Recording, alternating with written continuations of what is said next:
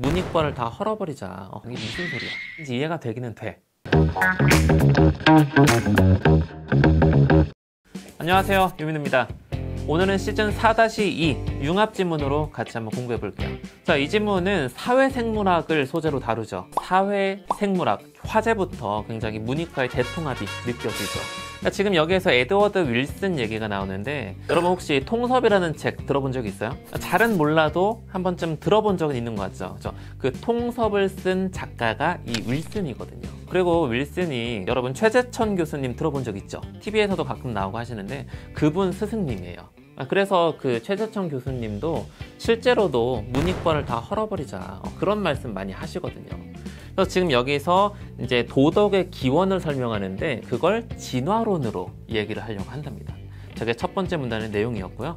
두 번째 문단 보면 중간 부분 잠깐 한번 볼게요. 자, 이타적 성향의 사람들이 많은 부족이 살아남을 가능성이 높아서 그래서 도덕적 가치를 지닌 사람들이 늘어난 거다.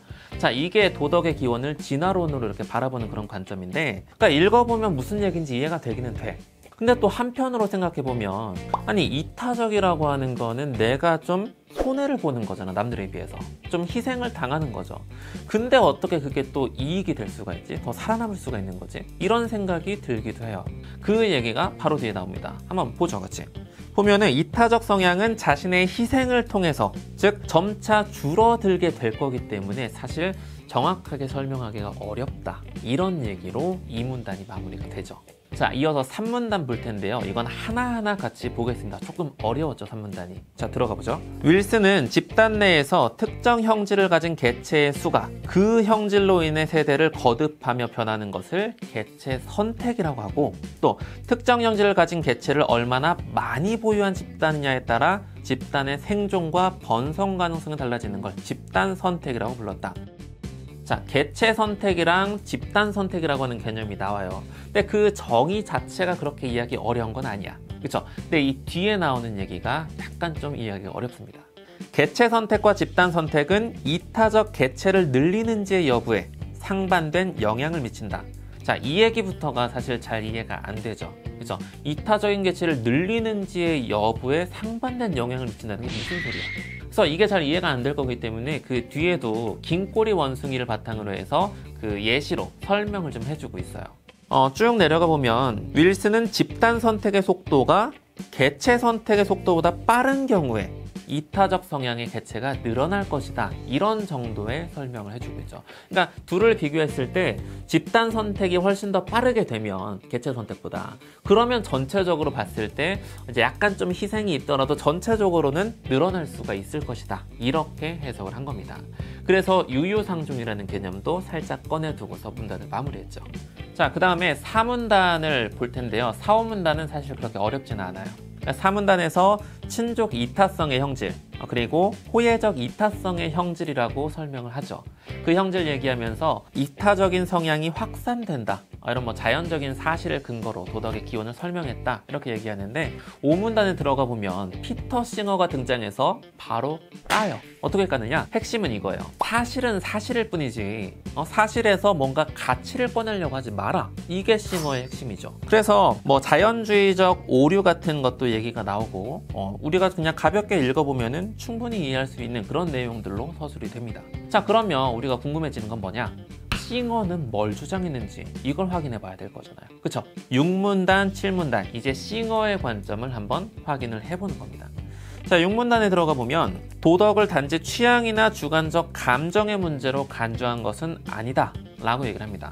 자, 그럼 뭘로 봤느냐? 그게 바로 뒷부분에 이어지죠. 이성으로 봤다고 얘기가 나오네요.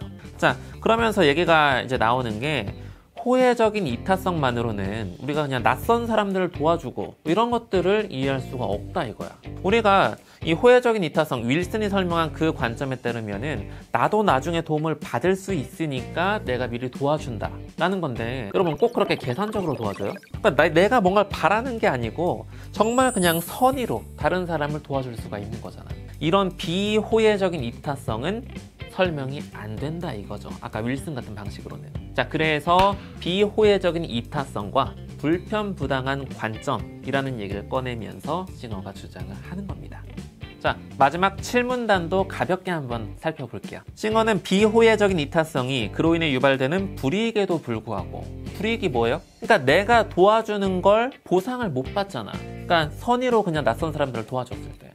그건 어떻게 보면 불이익이죠. 근데 그 불이익에도 불구하고 뭐라고 나와? 진화의 과정에서 살아남은 것을 진화론으로 설명할 수 있다고 보았대요. 뭐 때문에 그렇다는 건지 봐야 되겠지. 그 아랫부분 내려가 보면요. 추리라는 이성 능력 얘기가 나와요. 방금 전 문단에서 싱어가 이성을 굉장히 중시했다라는 걸 확인할 수가 있었잖아요. 그렇죠? 이성 중에서도 추리 능력을 중요하게 봤던 거구나. 그래서 얘기가 나오는 게 추리라는 이성 능력은 그 불이익을 능가할 정도로 생존에 엄청난 진화적 이익을 갖다 준다. 자, 그렇게 해서 이렇게 우리가 진화하고 번성해 올 수 있었다. 이렇게 마무리가 된 겁니다. 자, 18번 문제 한번 보기부터 좀 해석을 해보겠습니다. 자, 볏짚 가에서 다의 초기 서식 상태를 이렇게 설정을 해뒀네요. 이기적인 들쥐와 이타적인 들쥐가 주어진 상황처럼 존재를 하고 있습니다. 자, 일단 홀로 번식할 수 있다고 가정을 하고 이후의 상황을 설명하죠. 이기적인 들쥐가 있는 나에서는 세대가 거듭해도 2마리만 생존을 한대요. 그리고 가에 있는 이타적인 들쥐는 도태한다고 하고요. 이타적인 들쥐가 줄어드는 쪽으로 개체 선택이 일어난 겁니다. 자, 그럼 이기적인 들쥐만 남을 테니까 결국에는 나랑 같아질 거예요. 그죠? 자, 그리고 마지막으로 달을 보면 6마리가 서식할 수 있다고 하죠. 아까 이타적인 성향의 개체들이 유유상종할 수 있는 곳에서는 번식이 활발해지고 그래서 또 다른 집단보다 더 번성한 거다. 그렇게 이어서 생각을 해볼 수가 있죠. 선지로 한번 들어가 볼게요. 1번. 가에서는 개체 선택이 이루어져서 이기적인 들쥐들만 남죠.